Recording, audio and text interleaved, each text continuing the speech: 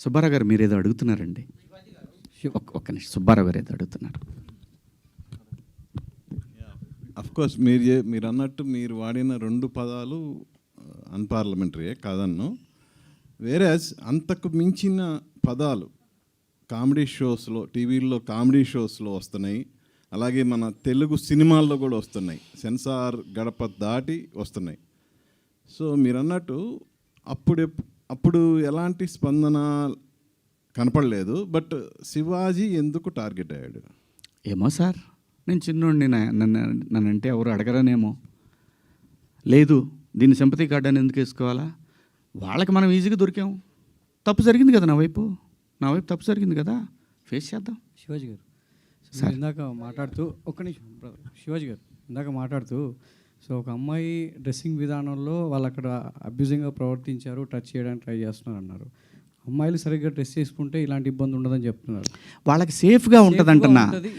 ఆ పాప డ్రెస్ కనుక జారిపోయి ఉంటే ఆ వీడియోని మనం ఎవరన్నా అడిగినా తీస్తాం ఆ సైట్లో నుంచి. అది ఒక ఇన్సిడెంట్ కావచ్చు సార్, బయట చాలా జరుగుతుంది. అదే నేను అంటున్నా. కానీ అలా ప్రవర్తించే ఒక ఆర్టిస్ట్ వచ్చినప్పుడు, ఒక స్టార్ హీరోయిన్ వచ్చినప్పుడు ఎవరైనా సెల్ఫీల కోసం ఎగబడతారు, చూస్తారు.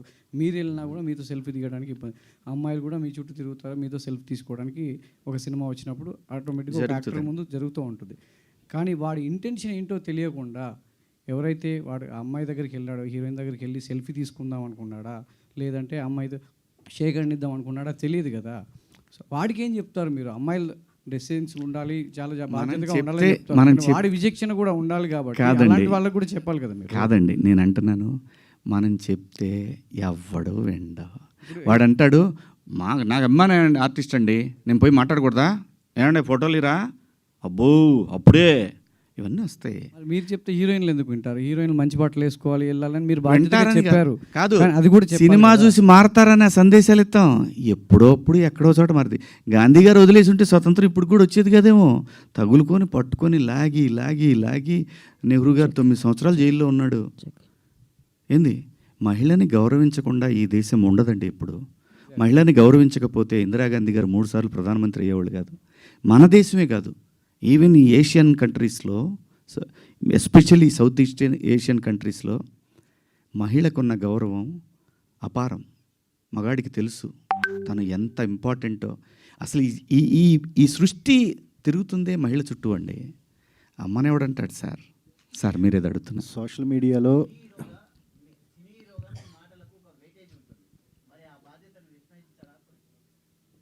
అందుకే కదా సారీ చెప్పాను సార్.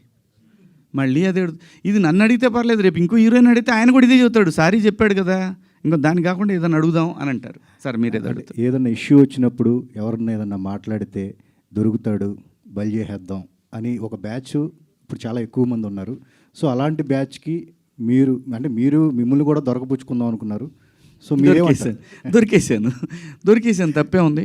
నేను బాధపడింది ఒక్కటే, ఈ పిల్లలందరూ నాకు తెలిసిన వాళ్ళే కదా. ఒక మాట నన్ను అడుగుంటే, ఒక మాట, ఇప్పుడు ఏదైతే ఈ ప్యానల్స్లో ఉన్న వాళ్ళందరూ కూడా ఒక మాట, ఏంటన్నా అని అంటే, లేదమ్మా పొరపాటు జరిగింది అని ఆన్ ది స్పాట్లోనే వెళ్ళిపోయేది కదా. ఆ ఒక్క అవకాశం నాకు ఇచ్చుంటే బాగుండేదేమో. అది మళ్ళీ ఉమెన్ కమిషన్ దాకా వెళ్ళాల్సిన అవసరం వచ్చేది కాదేమో. డెఫినెట్గా ఉమెన్ కమిషన్ రియాక్ట్ అవుతుందండి. వాళ్ళకి సమాజంలో ఒక సెలబ్రిటీస్ నుంచి ఇంత పెద్ద, అసలు మొత్తం ఒక పెద్ద వెల్లువలాగా ఏముంటుంది అక్కడ పోతే. పోనీ చెప్పండి, నాకు మరణశిక్ష ఏమంటే మరణశిక్ష చేయించుకొని వస్తా పోయి. ఇంకా నేను అంతకన్నా ఉమెన్ కమిషన్ సుమోటోగా తీసుకుంది తప్ప ఎవరు కంప్లైంట్ చేయలేదు. మా అసోసియేషన్ మాత్రమే కంప్లైంట్ చేసి ట్యాగ్ చేస్తే సుమోటో కాకపోతే ఏమవుద్దండి. ఏమండి నేను అనేది, మనకు అందరికి అన్నీ తెలుసండి. మన అందరం కూడా అన్నీ తిట్టుకుంటామండి. బయట బూతులు తిట్టుకుంటాం, కెమెరా ముందుకు వచ్చినప్పుడు పద్ధతిగా ఉండాలనుకుంటాం. ఆఫ్టర్ ఆల్ మనుషులు అండి మనం. ఏం లేదు, ఇందులో తప్పేం లేదు.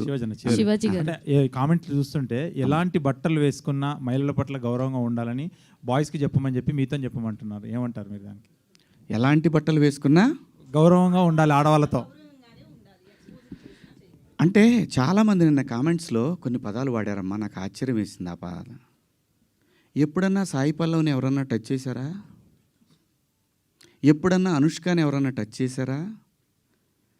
ఎప్పుడన్నా సౌందర్య గారిని ఎవరన్నా టచ్ చేసిన సందర్భాలు విన్నామా? ఇలా చాలామంది, లయాని ఎవరన్నా ఆమెను చూడగానే మా ఇంట్లో అమ్మాయి అని అంటారు. ఆవిడ మీరా జాస్మిన్ నిండుగా, మలయాళీస్ అందరు కూడా బయట నిండుగా శారీస్ కట్టుకొని వస్తారు. నేను మిమ్మల్ని అందరూ అమ్మ దండం పెడతా, మీరు ఎట్టొచ్చినా మీ ఇష్టం, నాకు సంబంధం లేదు. అలాగే ఒక నిమిషం లక్ష్మి గారు, ఒక నిమిషం నన్ను మాట్లాడండి.